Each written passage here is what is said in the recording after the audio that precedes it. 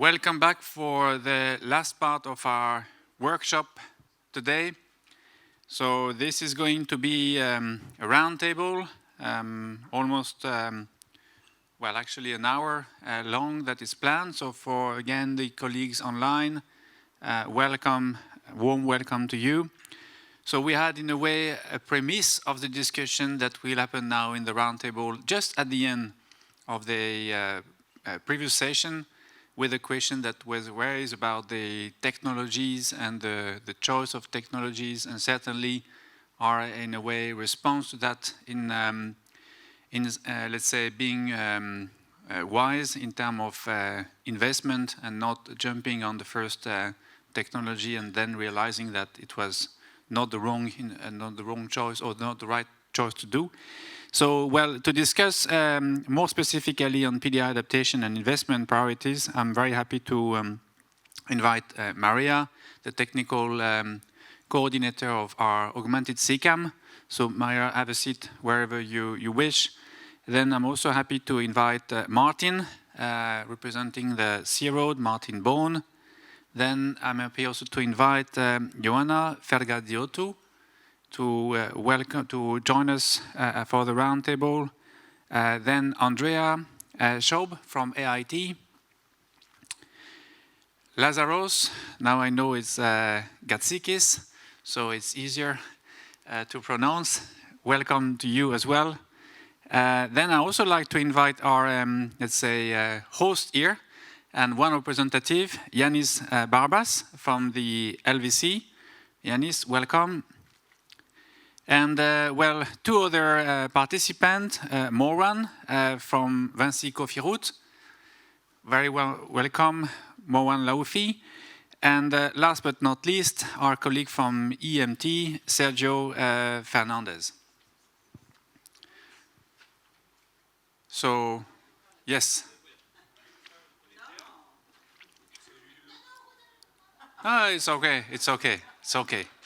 Well, so I will be, let's say, I was in charge of introducing this roundtable and probably to conclude it later. But in the meanwhile, I will give you mostly, in the end, I will leave you in the end of Maria to guide you through three main items that we would like to discuss today.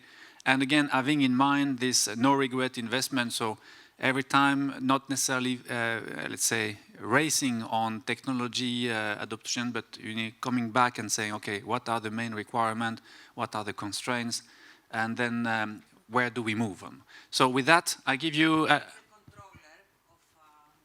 Yes, the controller is here, and I'm giving it right now to you. And this is, okay, no, this is, yeah. And then I give you the floor. Yeah, thank you.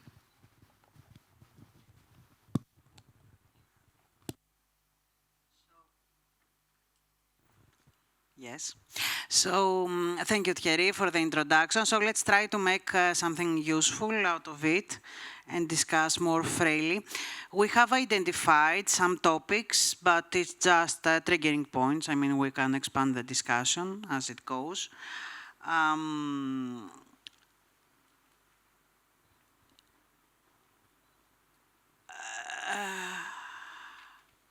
Yeah.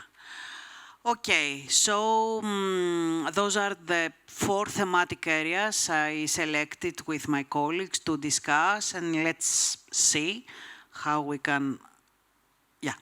Okay, so this is the first topic I would like to discuss with you.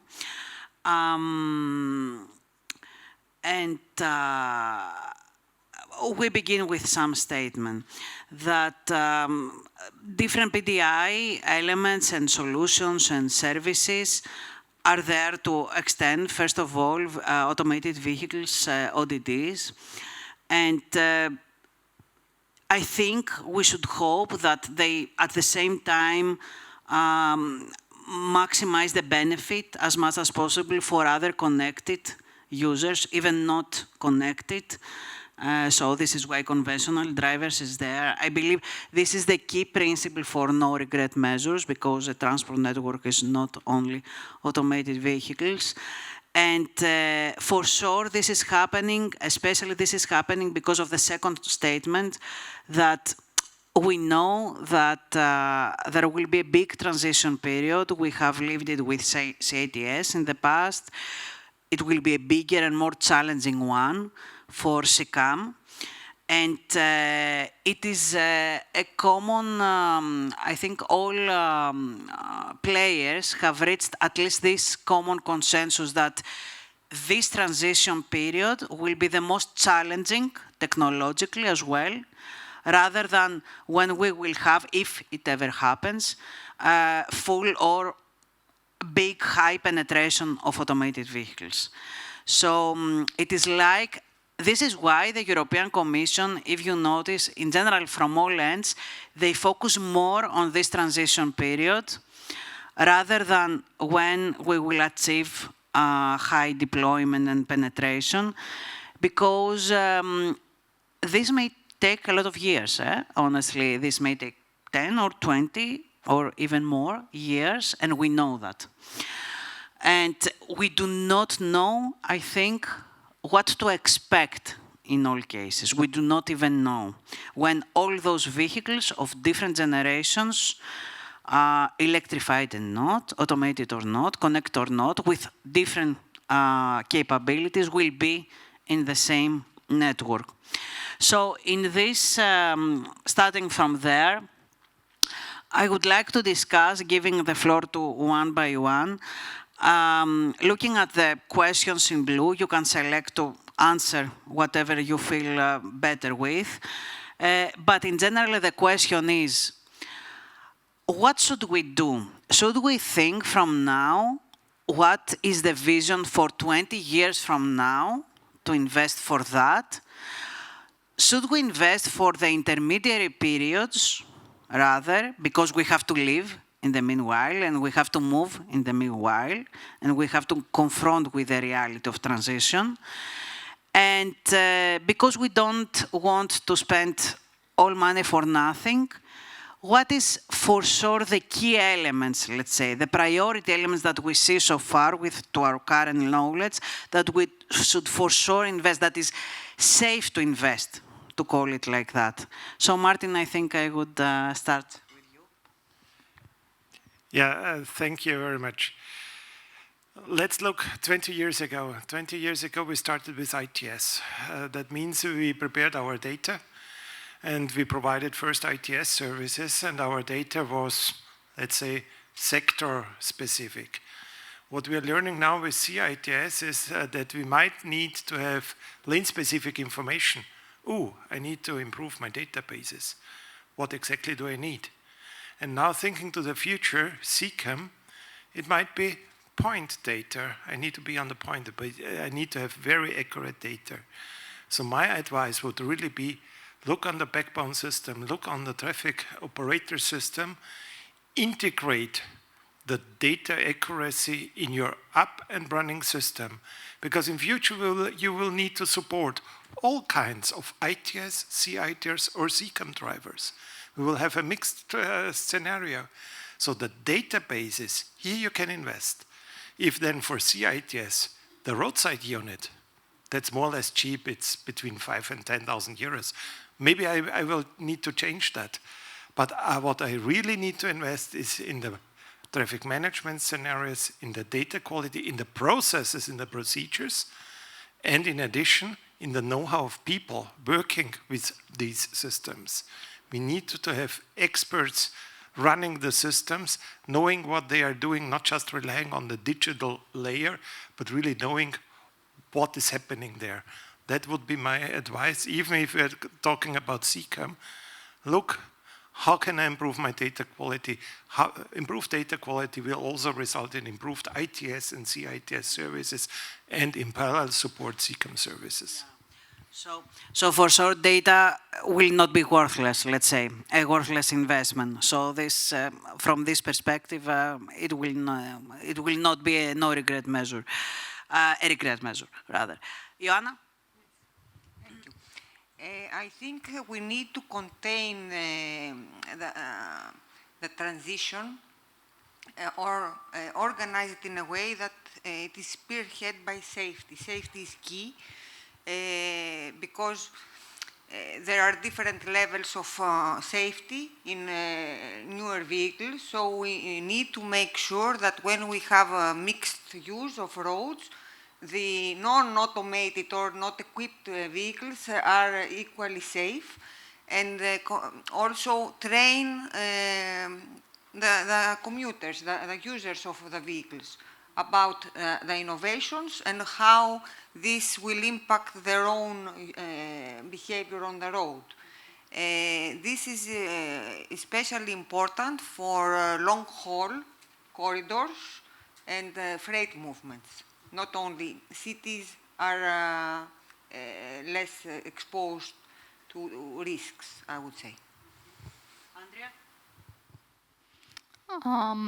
Yes, I would agree with Martin that we should have the capabilities to do this transition, that the data will not be a regret investment.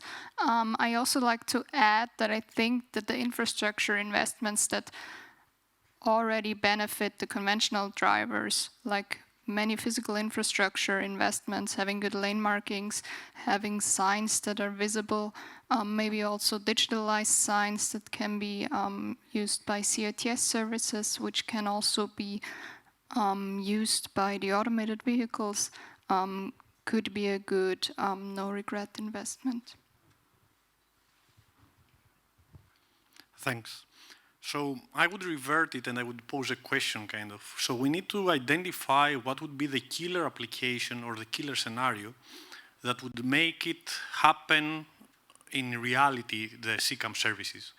And in this scope, I think we need to reduce a bit the scope. The first step towards a no-regret investment is to think what would be the thing that we can easily implement, the technologies out there, that would benefit the user today in a mixed setup. What is the principal need? Exactly. And if you think of it a bit, it can be one of two things. Either something that is just informative, so integrate into our systems, in our daily cars, information coming from the infrastructure, so pushing information to the drivers, even if the cars are not fully automated or whatever.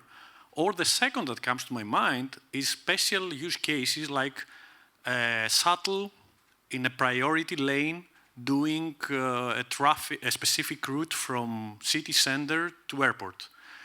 If you have isolated a bit, if you've created, we have created an easier environment for the operation of an autonomous vehicle, this will break the barrier of acceptance from the end user, and this will eventually end up being adopted for other use cases. And we limit down the investment, of course, naturally. Exactly.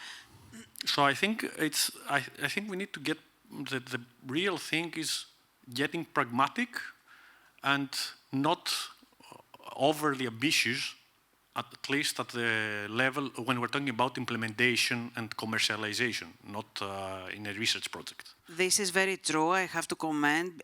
This reminds me of another roundtable in another project that is purely on CCAM. And it was one of the conclusions that I fully agree that, you know, CCAM is only a brick in the wall. I mean, the vision is sustainable mobility. And there are several paths towards that. There are several bricks. CCAM does not, to me, does not need to be present everywhere and for everything. It might be ridiculous or, you know, not needed or not even accommodating the need. So I think it is, and this goes also with Martin, I think you have to start from the strategic layer. I mean, you have to envision the perfect transport system. You have to see what you have in your hand, which are the alternative solutions, and position CCAM in the place that deserves, I mean, and should be. I think that indeed specifying the context and what we finally need this for will gradually lead to the investment that you have to do. This was actually one of Mauruan's comments at the very beginning of the project, that before we start decomposing the technology, which is pure technical work, and make a registry, an endless registry of all elements, let's change the perspective and see what we need. Let's start from the need, because we might not need all this, and let it guide us. And by this, I will give the floor to Jans. I think you have a micro. Yeah. And then to Mauruan. Thank you. Yes, I think almost everything has been said already, but just to put it in other words, I'd say that we should look at an optimal grip so that we don't do anything that's is not necessary to do. So we really, well, for example, we have highways that already have a high standard, technical standard. So, but then we have urban areas, and if you look at different cities, the level of development is so different, and if you go to maybe some suburbs, then the technical level is again, and then you go to the rural side, they don't even want to hear about more narrow lanes because they need to move agricultural equipment around. So we have to. So if I could make it more practical, and I will repeat the same question to Mauruan, because of your profile. What is, if you had to decide now without this knowledge, to your current knowledge, what is the one or a couple key investments that you would do for a highway context and for a rural, for example, in your case context? What would that be? I mean, to accommodate which audience, let's say, a traffic audience, of course. I'm not sure that I would even look at physical infrastructure at this point. I would rather agree with Martin that we should invest in directly in digital. Yes, yes. Because you know there are discussions, and we have met that in our exploration part, that you know, before HD maps come into play and digital twins, there was a big discussion on road safety sector, because I come from road safety sector. I think Andrea will also understand this, about standardizing all traffic signs across Europe. This never happened. It will never happen, I'm sure. There were big initiatives really about this. I had a project only for this, for how we can harmonize totally traffic signs, because we had the first ADAS back then, and the technology vendors needed to have specific standards across Europe to achieve also interoperability. This was the discussion back then with the first ITS, you know, without even thinking about automation, even not fully cooperative ITS.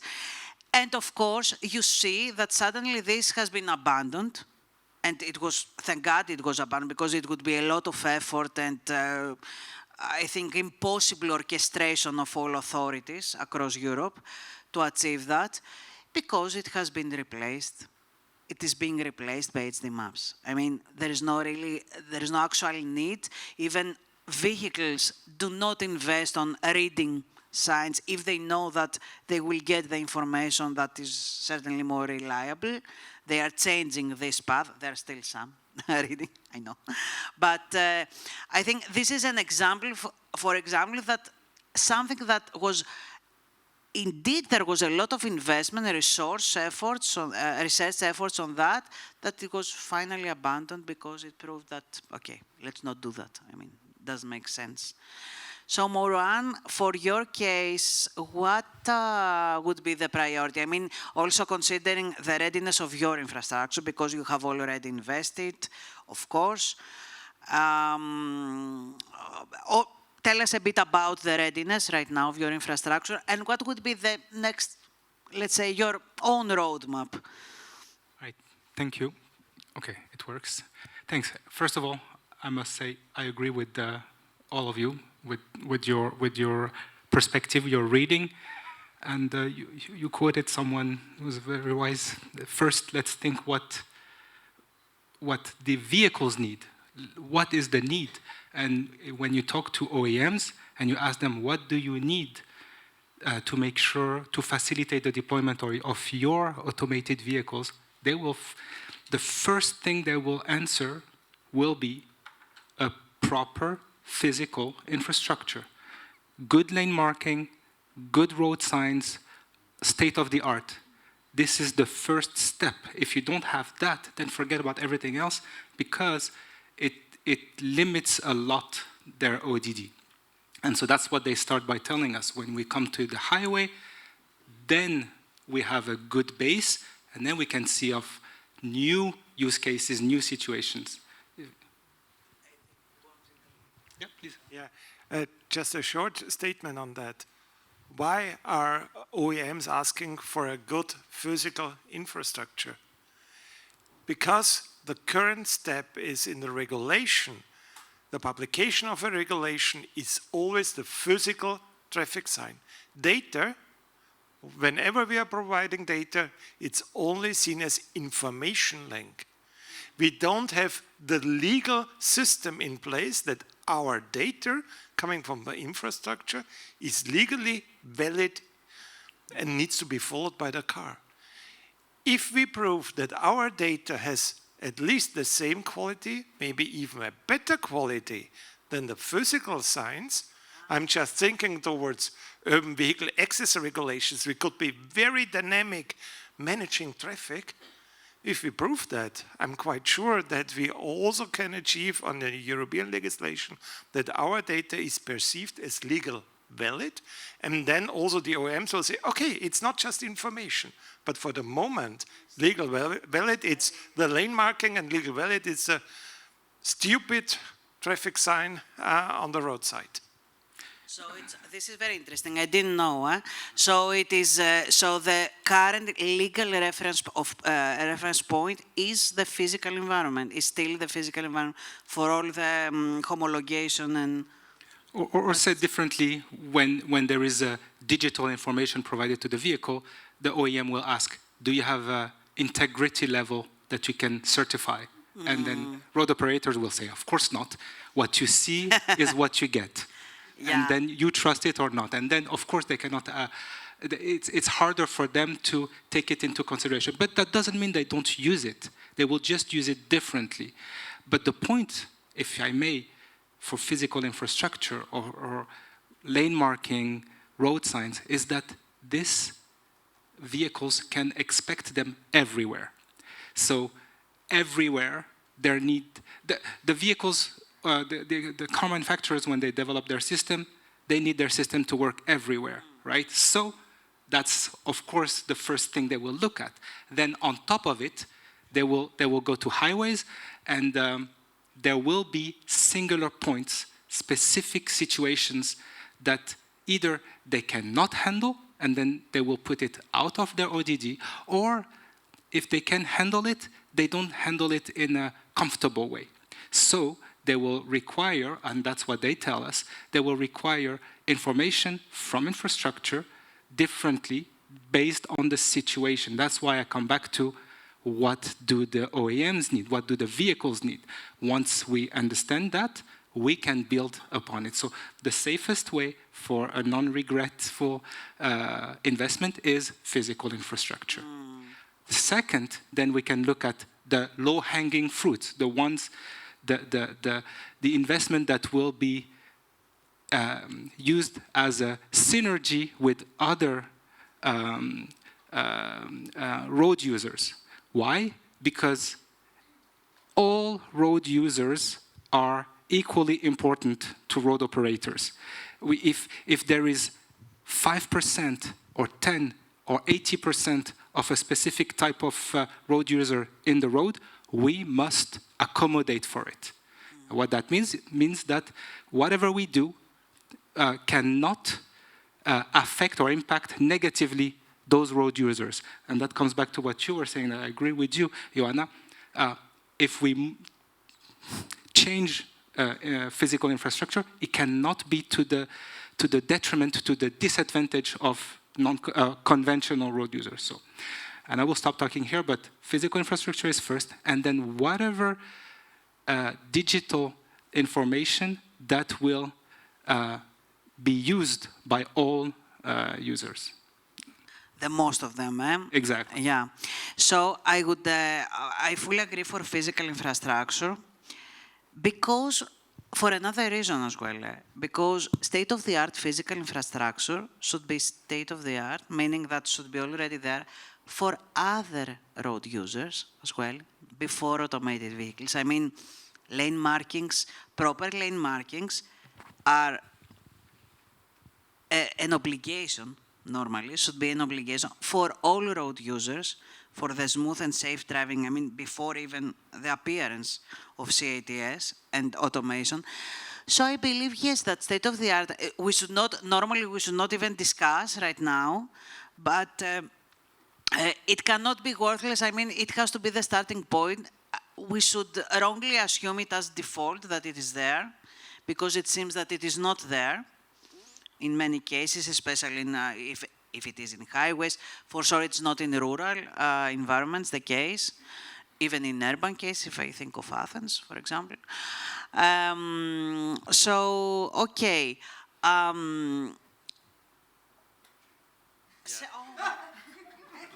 Oh my God! You see, it was not a good choice. I knew it was not the best place. No problem.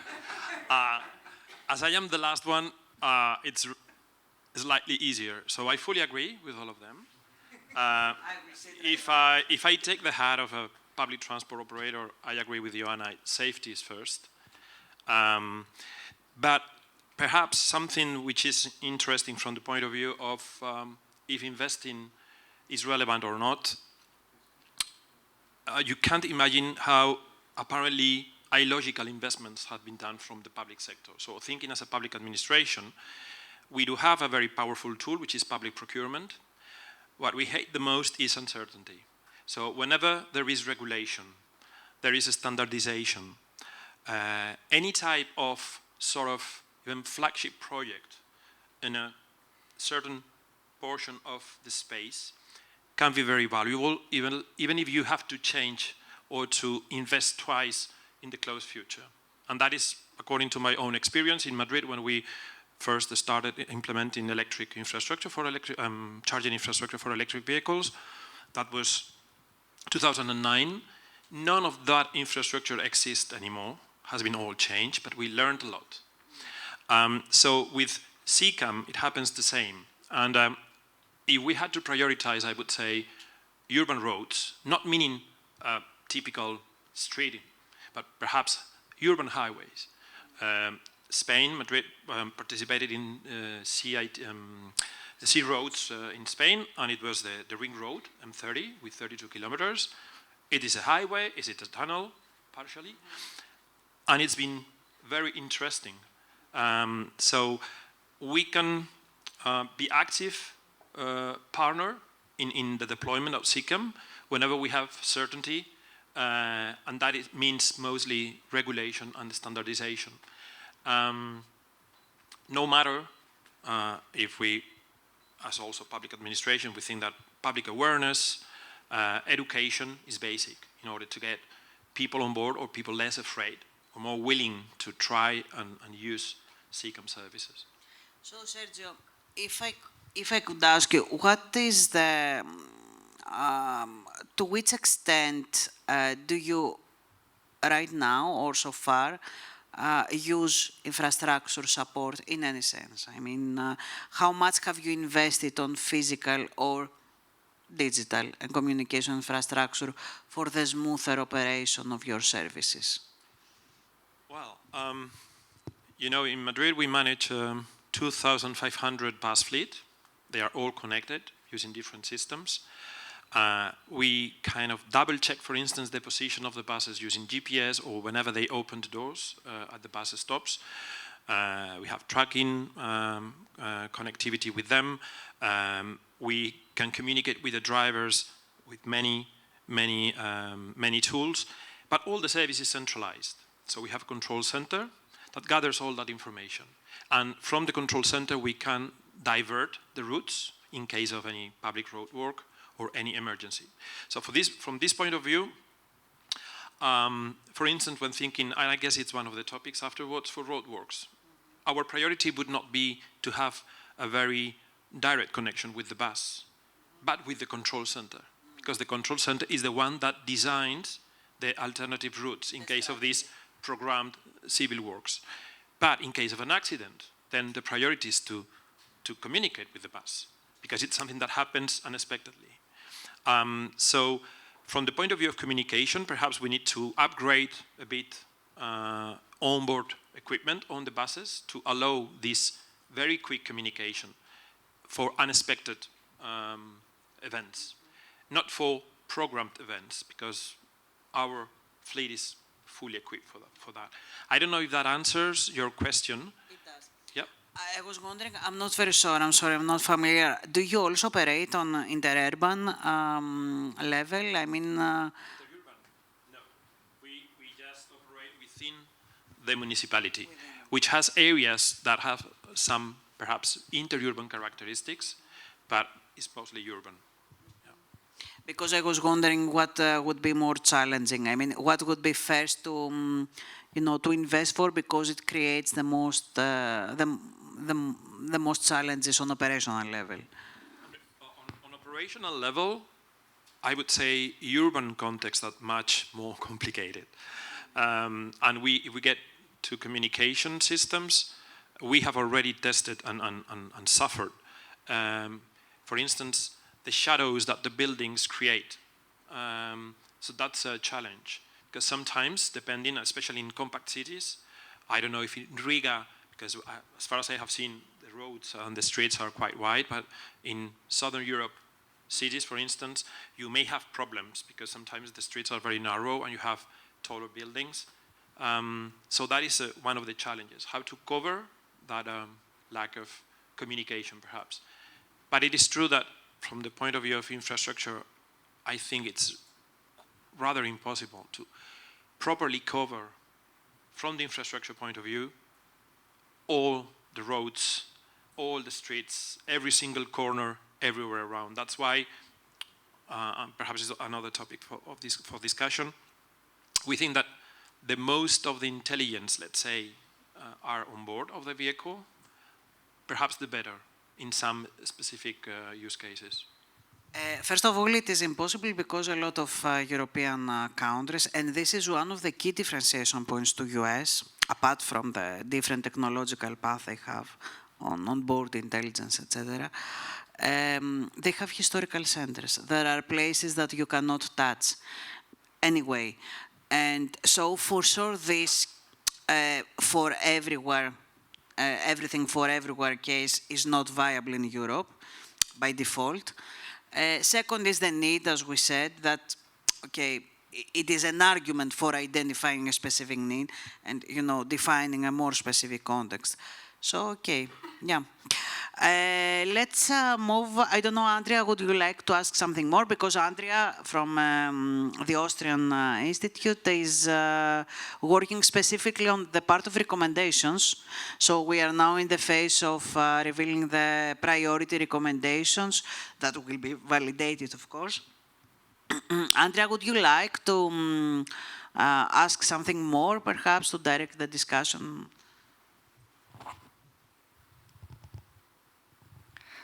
Yeah, I think I would just go to the next question, because Sergio also mentioned that he would prioritize the urban highways for CCAM, and yeah, I would like to know why. And because I think there's a lot of parameters that we should take into account, because on the other hand, yeah, we want to use CCAM to get people off their individual cars. Then we also may have the problem that we don't have bus drivers in the future anymore. So that's another problem that we're trying to tackle with automated mobility. And urban highways would then be another use case, or as we already discussed, that the highways are probably better to start with because the physical infrastructure is in good shape.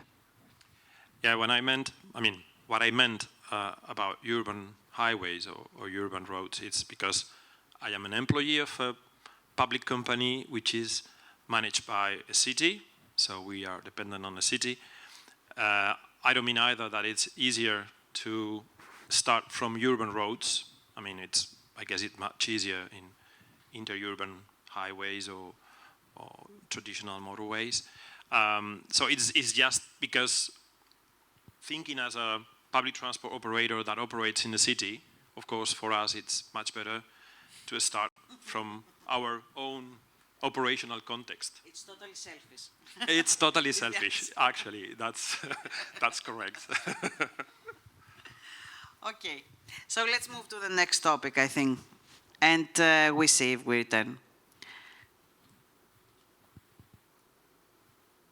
Okay.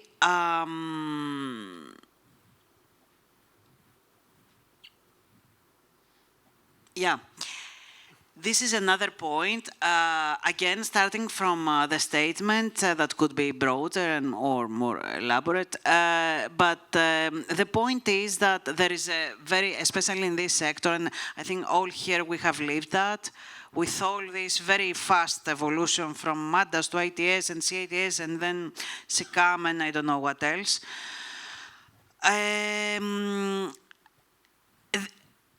Especially in this case that infrastructure world is involved, which is far more conservative in whatever they do, because they have to be, of course. How do we ensure, I guess that C Roads platform is an answer to that, yes. So how do we ensure that we achieve synchronization, at least as much as possible? That whatever we decide now and we conclude now and we start investing, because Cooperative will, it will take them, I don't know, 5 years to make it standard, to make protocol, to start doing that. They will not change mind. They cannot, I'm sure you can confirm that they are not allowed to change mind in 1 year. The rounds are very much longer. This is how infrastructure works, and there is a reason for that, of course. So how do we do that? I mean, if whatever we decide, because on the other hand, whatever concerns the vehicles is rapidly evolving, how do we achieve synchronization? What is the mechanism? Yeah, Moran, please. If I can start this time, so, and then we'll change. But this is very important to us road operators, highway operators, because we're talking about communication between infrastructure and vehicles, so we must be synchronized. So thank you for asking this question. And earlier, there was a lot of talks about technology agnosticism, and technology agnosticism is great to start the development, to start the thought, to trigger the activity. But at some point, we need to move away from agnosticism in our mind and become more prescriptive. And for that, we need either to all sit at a table, infrastructure, OEMs, and authorities, administrations, to agree on a joint roadmap, or we need the authority to do their job and prescribe or forbid some usages, so that we need to get out of the chicken and egg situation where OEMs say, we will invest in a technology when we can use it on the road, and road operators say, we will deploy when OEMs have something that they need from us. So this is the chicken and egg we try to get out of. We have tested some technologies. We have proven that some technologies work, but politically it has not been concretized. This would be my question, to be practical. Is there a mechanism for that right now? For bringing stakeholders formally together, creating a formal joint roadmap that will apply with their certain merits, of course? So the European Commission says, and even the French administration says openly that they will not prescribe a technology. That's what we've been told. We've asked, and they said they will not prescribe. They want OEMs and infrastructure to agree. Yeah. The problem is OEMs, they're not. They showed us some roadmaps 5 years ago, and they have moved, and they have changed, and they have adapted, which is normal. But then we don't know, and there is a lot of uncertainty which blocks road operators from investing massively. So to answer your question, is there a process to come all the way to prescription? No. But is there a process to move closer? Yes. There are those initiatives. C-Road Platform is one, where we do what we say. We say, what are the needs? How can we provide, how can infrastructure provide information to vehicles to fulfill the needs? Let's test and confirm feasibility and relevance. Once you do that, you have done all the technical part, but then you need the political one, which we don't have. Yeah. So that's what we do. In France, that's what we've been doing. Usually, we don't get into a collaborative project at Vinci if there is no representative of the OEMs. OEMs or tier one like Valeo, because we don't want to work on something without knowing that it will be used and it will be relevant for the end user. But that being said, we need prescription. Yeah, but I was wondering, and I will give the floor to Martin at least, and to Yannis and Sergio. How European can it be? Because I'm not sure, because on one hand, whatever is concerning vehicles to me is agnostic to infrastructure. They work like that. I mean, they don't have a specific infrastructure in mind when they design the new generation of systems. On the other hand, infrastructure is by default, I mean, by nature, non-agnostic. And it's like, I mean, how it cannot be European in reality, a European movement. I mean, it has to be rather infrastructure-based, finally. I mean, the roadmap. How much relevant is your need to Yanni's need? I mean, it is a different roadmap in reality that has to be prescribed with the OEMs, which can be the same OEMs, but to operate in a different environment with different needs, I guess. Martin? I think we have there several big challenges. Yeah. First of all, in CITS it was easy. We had the chicken and egg problematic, and the OEM said, okay, the first connected vehicle that will be out on the roads will connect to nobody. So we need to have an intelligent infrastructure, connected infrastructure. In CCAM, we see the developments in the US where they are speaking about autonomous. It works. We see that, yeah. So do we really need the infrastructure? Then we see the OEMs which are not united at all. So we don't have a platform of CCAM for the OEMs. There is still a lot of competition between the different OEMs. So like the car-to-car communication consortium on CITS, that's not existing. So we don't know whom to speak with. And speaking also about the communication technology, there was a delegated regulation on CITS prepared, which was for the first step prepared for ITS G5, but had the intention also to enlarge that with later on technologies and the specifications. It went through the Commission, it went through the European Parliament, but it failed at the Council.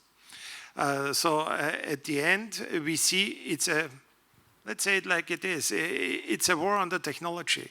There are different expectations on the communication technologies. There are business cases behind that, which gives us now the problem what to deploy. Yeah? And that's somehow really the problem.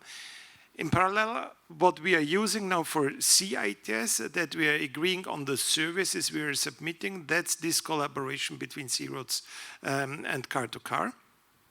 We are currently thinking on making the next step, setting up a new organizational framework for operation and maintenance of the CITS system, which is really important because C-Roads, we are still, and you have seen all the releases, we are working on new releases, improving the specifications, bringing the next services. But we are now in a stadium where we need to maintain an operating system. Yeah? So that's something what is existing, where I really see that the public sector and the private sector are working together. We also see the rules on the European level. For a road operator, it's very difficult to speak to one supplier or to the other one. It's easier to speak to a platform, then we can agree on something. But I can't exclude from my discussions single industrial partners. So it needs to be a neutral environment. How to build that, how to create that, that's really, really difficult. But we need that.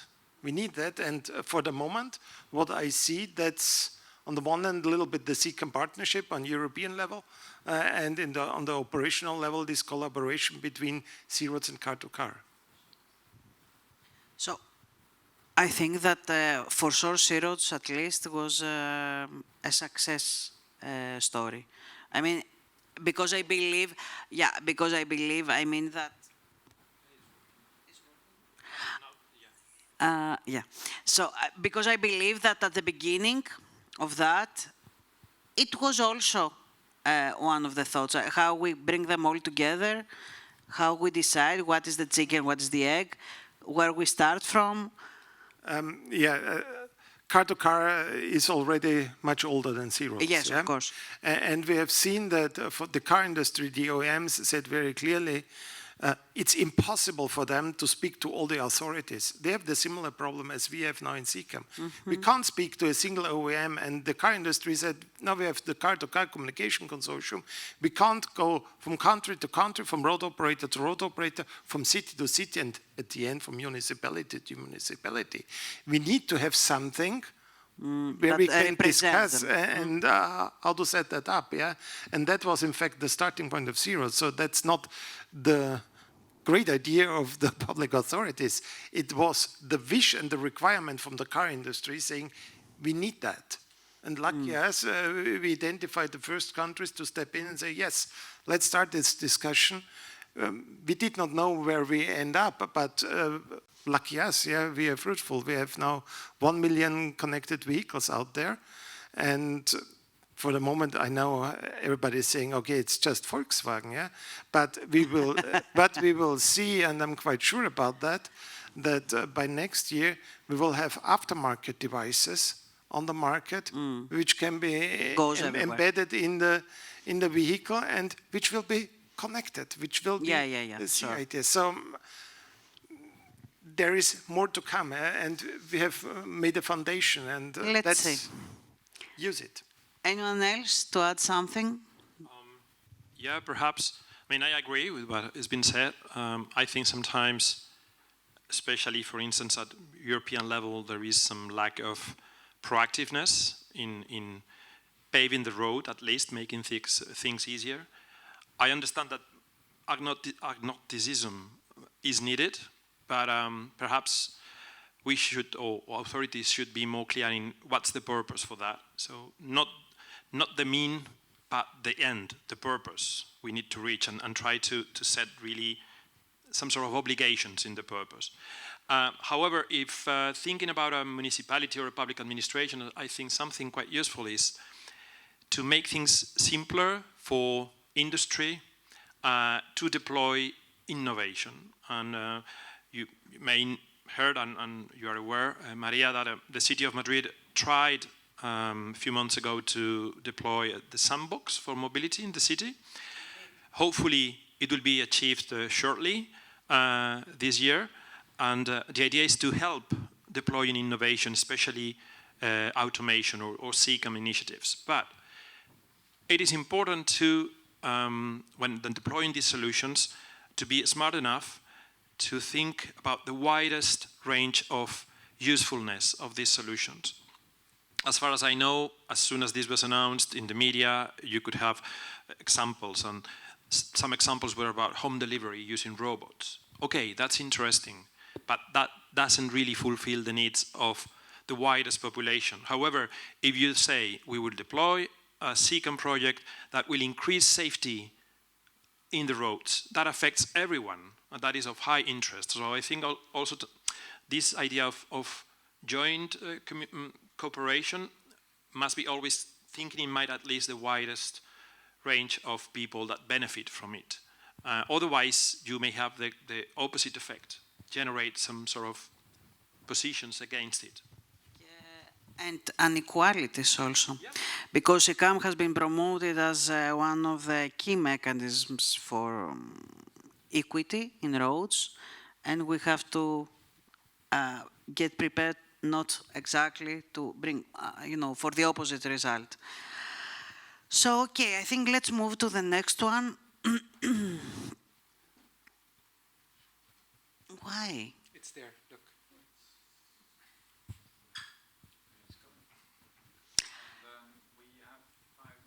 Yeah, okay.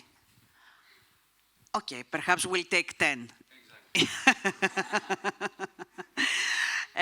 Okay, so roadworks. We selected roadworks because we have different implementations in the project about roadworks, in the sense that, we are free and we want to benchmark different paths. Also, some of them are focusing mostly on the workers rather than roadworks themselves. In some cases, well, implementations are similar, of course, but in some cases they are relying more on V2X rather than HD maps. In some cases, the vehicles, of course, because the vehicles may change the full solution, the capability of the vehicle, how they assume the information and how they can translate it, the information they receive.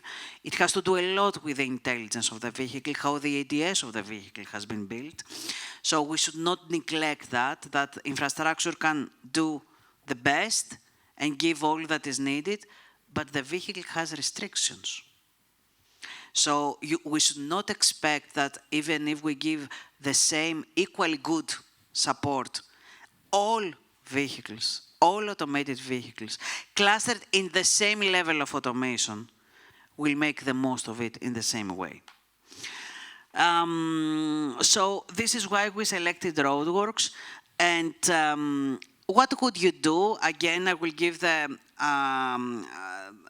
word first to Morwan and Yanis and Sergio. What would be the primary implementation? I mean, the first quick and that most probably you would not regret for implementation or use case, let me call it like that you could go for roadworks, because you are addressing roadworks, we know. So tell us a bit about it, why it was a need for you. If you would, if you would change something, if you will change something, we still have time to change. And then the same applies to Morwan and Sergio for sure, and everybody, of course.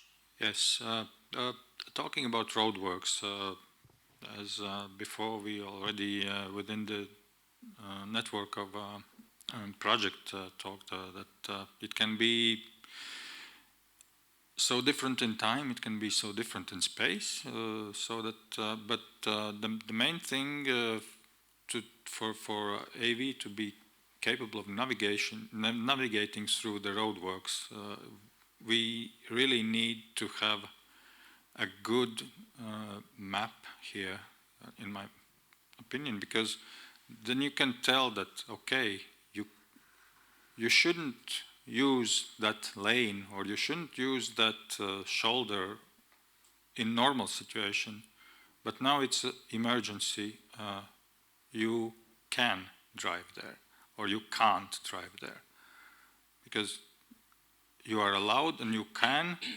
There are two different cases. So in my opinion, that's the main, so it's probably a digital means of it was always an obvious need, you mean, for you, Morwan, because for now you are not having, you have not, let's say, selected a use case for roadworks.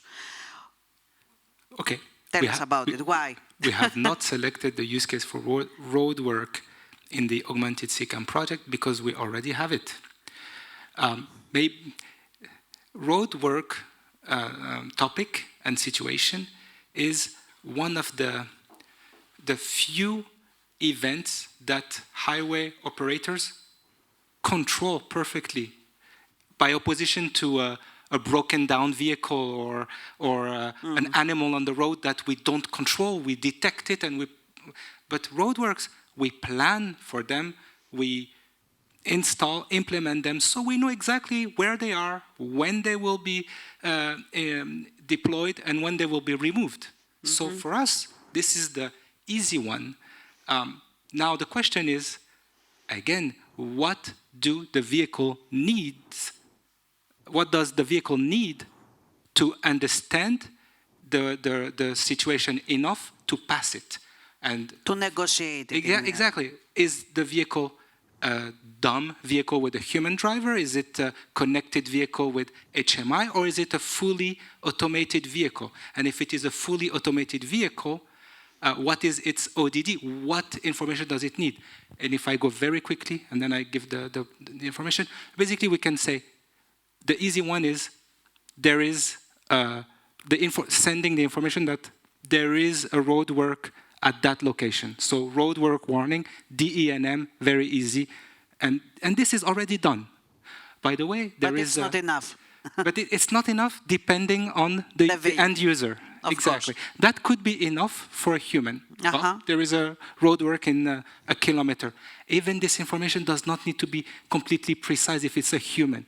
You say 1 kilometer, if it's 900 meter, that's fine. But then if it's for an ADAS system or an AD system, precision changes, latency changes, and content, information level changes.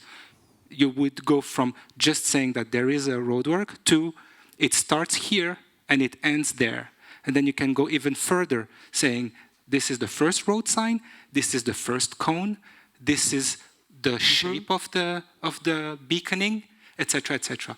And I just want to say one last word.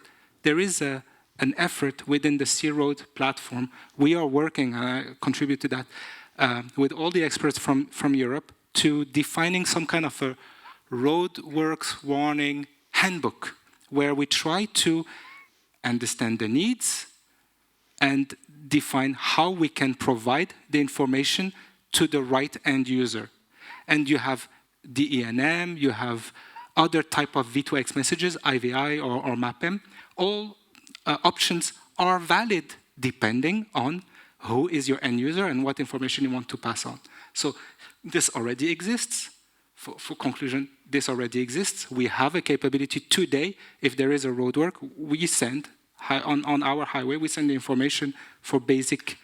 but not for automated vehicles.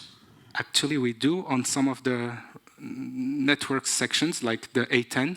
We already do, you as I speak, waypoints as we speak, we do send enough information for some vehicles, not to name them Stellantis vehicles. No. If they go through our highway with their automated vehicle, they are able to go through it because they understand, thanks to our information, they understand exactly it's clear. The geometry. Because to me, it's not an easy case, I mean, necessarily. It very much depends on the vehicle capability, of course.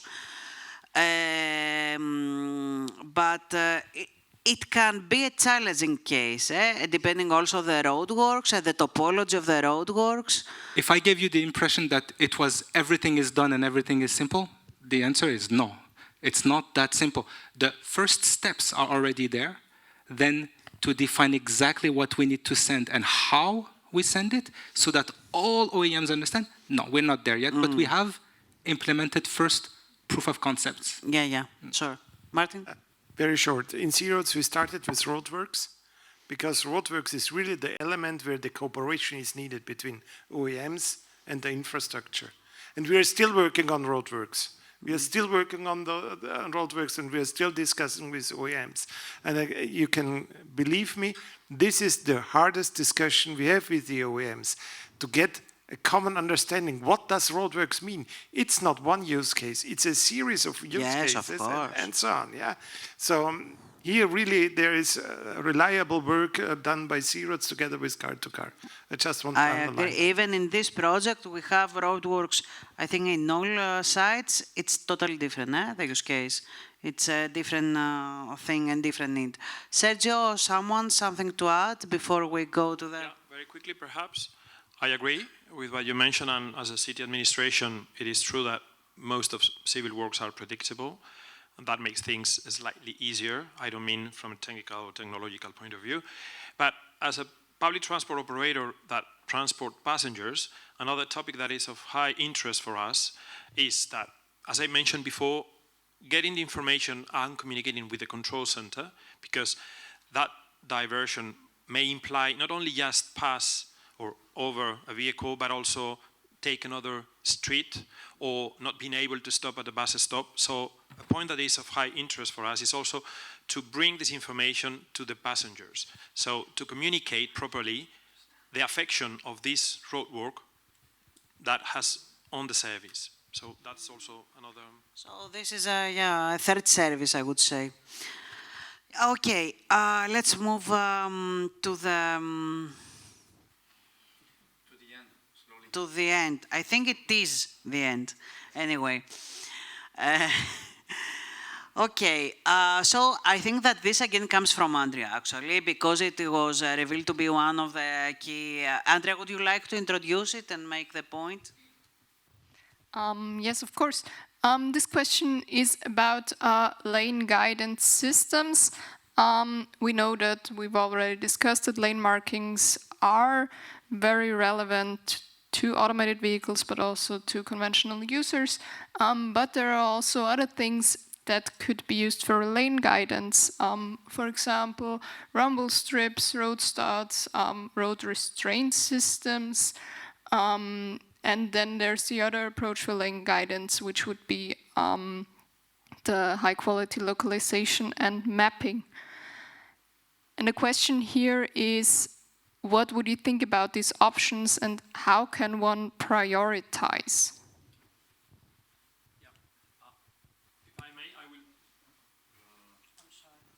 If I may, I will start with this one. So I think initially when I knew about this question, I thought, well, in an ideal world, utopicus one, with 100% vehicles connected, cooperative, automated, nothing of this would be needed. But quite wrongly, the point is that we need to think not only about CCAM vehicles, but those vehicles or road users that will probably never become cooperative, automated, or connected. So I think all of them are useful. And when thinking about road management or lane guidance, nothing is redundant. So the better we have the physical infrastructure, the better digital one will work, because we need to think always about all type of road users, and some of them will be never really connected or cooperative or automated. And I dare say, no more, no less. So for this part, we should plan physical infrastructure as it is needed for conventional vehicles, no more, no less. If I can be very quick. Yeah. Anybody else? Yannis, Martin? Probably. And you have to plan each of the actions or each of the items to be in a precise place, because rumble strips, for example, in urban area or close to a living yes, somewhere, of course. then it's not all of them applicable It could be everywhere. a nuisance, and then you are in the other ditch. True. Very short. I always wonder about this priority, these lane markings. We have the severe accidents in rural roads. There we really have the safety problem. We have no lane markings at all in Austria in rural roads. And we hear from the OEMs about we need to have proper lane markings, maybe on motorways. But CCAM should hopefully as well work in the rural roads. And then we really need to think, does that make sense? Will we paint all our rural roads, which maybe even still have no concrete. They're still asking for that. How do you know? I know they're asking, and I just wonder, yeah, that means for some roads which even have no asphalt there, where there is no concrete, what shall we do there? Cars are not allowed anymore there? Question mark. Okay, let's close with a very short statement by each. I would say Thierry. What do you think? I agree. Okay. So, I don't know. But let's pose a question.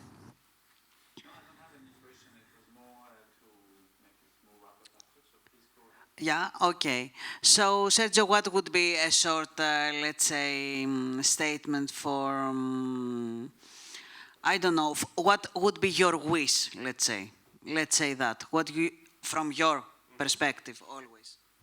Okay, so from EMT Madrid perspective, the wish would be that CCAM must bring the best safety and security for mobility. I have had this security approach because as a public operator moving people, we are also concerned about cybersecurity and privacy. And basically, CCAM deals with a lot of data, and we also be very cautious about the use of this data. And so safety and security. So safety first. Martin? I'm looking on the deployment phase, and I would really love that the OEMs cooperate more in between, instead compete, to have one voice, that we on the infrastructure side know what to do. For the moment, it seems different than to CITS. In CITS, the OEMs have been prepared, but we haven't. Now we have our infrastructures, if that's CEDR, if that's C-Roads, if these are other platforms, but the OEMs are very diverse. We need to have one voice of the OEMs, then we can support them properly. I think we need to focus also on adoption. So looking into the needs, the specific needs of users, and having targeted use cases, not only covering OEMs, but also factoring in logistics companies, because they will be major users of CCAM applications. First, I want to thank you all for all your inputs and insights as I'm working on the PDI requirements.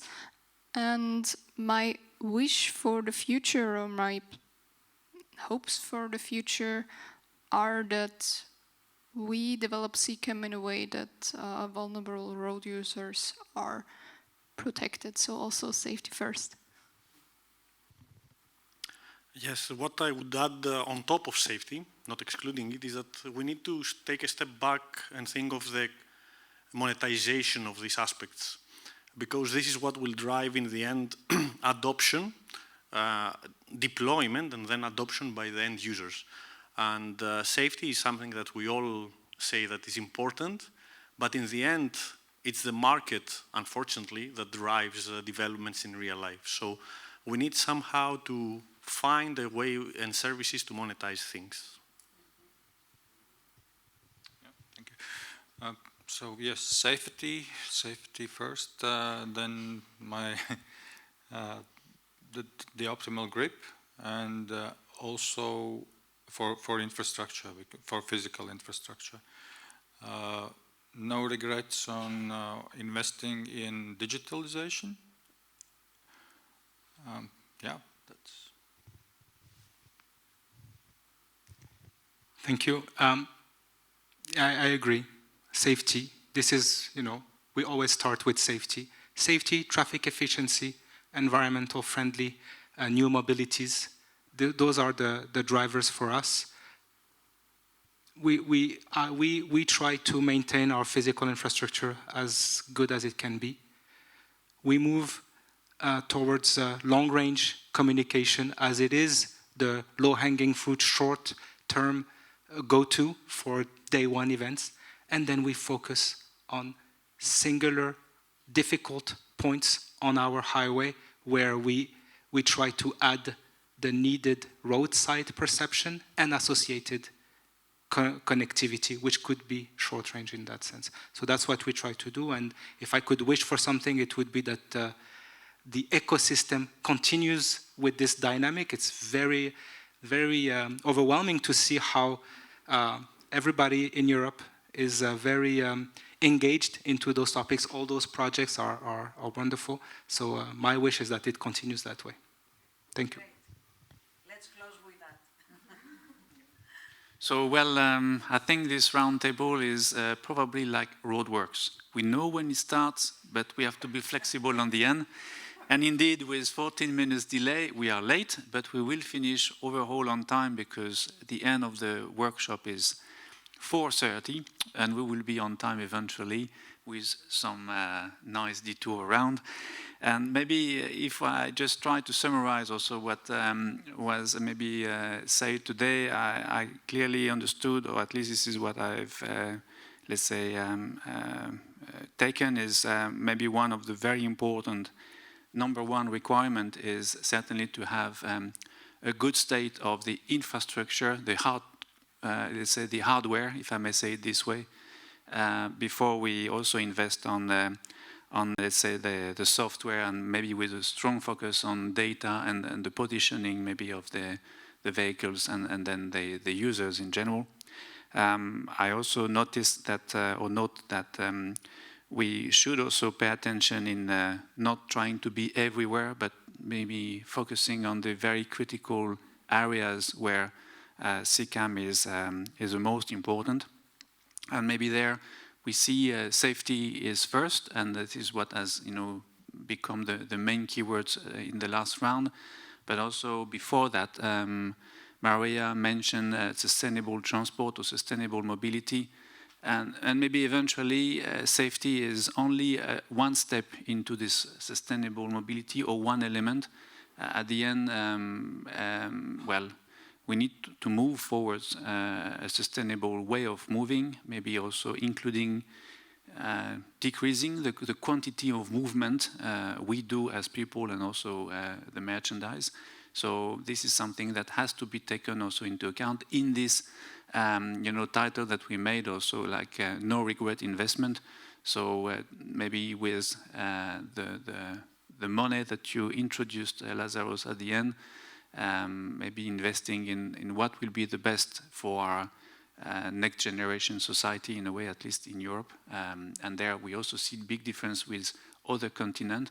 But never mind, we also have to be brave in our overall choices. And so with that, I'd like to, if you allow me, maybe Maria, to thank very much the panel. That was really great, and I will take my small note. It's easier not to make any mistake in the names. But first of all, Maria as a moderator, sitting not at the right place, but certainly, hopefully, Sergio is enough strong to make himself heard. So, well, behind him we have Sergio, then we have Martin, we have Joanna, we have Andrea, sorry, we have Lazaros, we have Yanis, and we have Morwan. So maybe a round of applause for them.